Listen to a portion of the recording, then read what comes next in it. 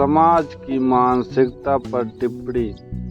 हर पुरुष सीता जैसी पत्नी चाहता है, पर खुद को राम बनाने का प्रयास नहीं करता।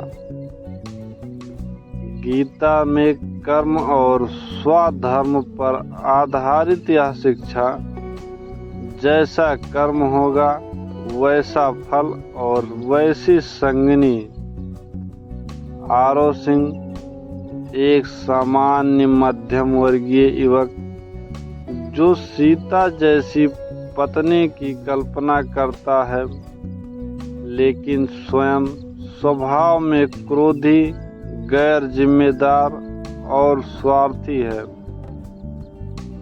दादाजी पुराने जमाने के धार्मिक और संतुलित सोच वाले बुजुर्ग जो रामायण और गीता पढ़ते हैं। मीरा एक आदर्शवादी लड़की, लेकिन वो सिर्फ उसी पुरुष से शादी करेगी जो राम जैसे आदर्शों पर खरा उतरे। आरो की सोच और भ्रम। उसे लगता है कि लड़कियां आदर्श नहीं रहीं, सब दिखावे में लगी हैं। दादाजी उसे समझाते हैं कि जिस तरह का बीज होगा वैसा ही पेड़ होगा। वो कहते हैं, तू रावण जैसी सोच रखेगा और सीता की कामना करेगा, ये अन्याय है बेटा।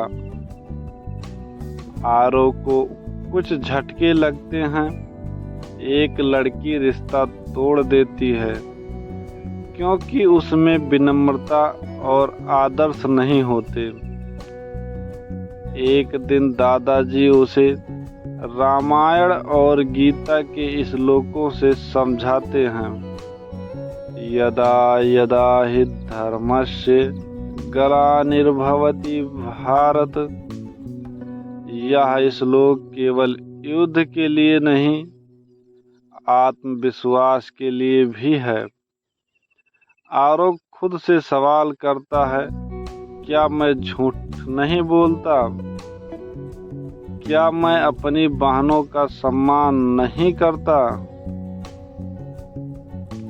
क्या मैं अपने गुस्से को रोक सकता हूँ?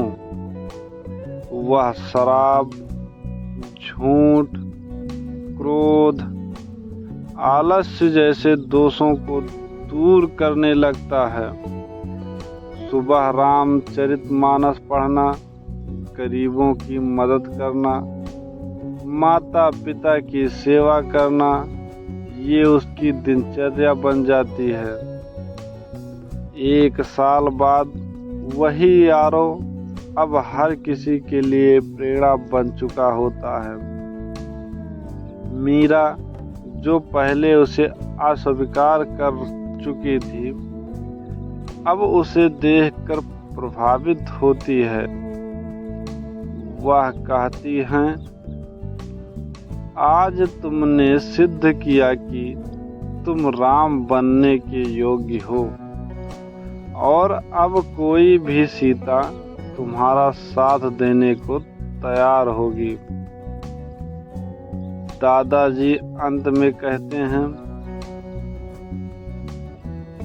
राम को भी सीता को पाने के लिए वनवास, तपस्या और युद्ध से गुजरना पड़ा।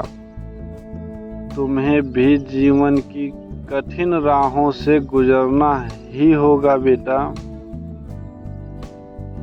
समाज में स्त्रियों के आदर्श बनने की अपेक्षा से पहले पुरुषों को आत्मविश्लेषण करना चाहिए। राम बनने की यात्रा कठिन है, लेकिन जब पुरुष उस पर चलेंगे तभी समाज में सीता जैसे गुणों वाली नारी का सम्मान होगा। क्या आप खुद राम हैं जो सीता की अपेक्षा करते हैं? राम होने के लिए बॉव एंड आरो नहीं चाहिए। आत्मा में त्याग, धर्म, संयम और सत्य चाहिए। अगर नारी सीता जैसी चाहिए तो पुरुष को भी रावण की तरह नहीं सोचना चाहिए। जय हिंद, जय नारी शक्ति।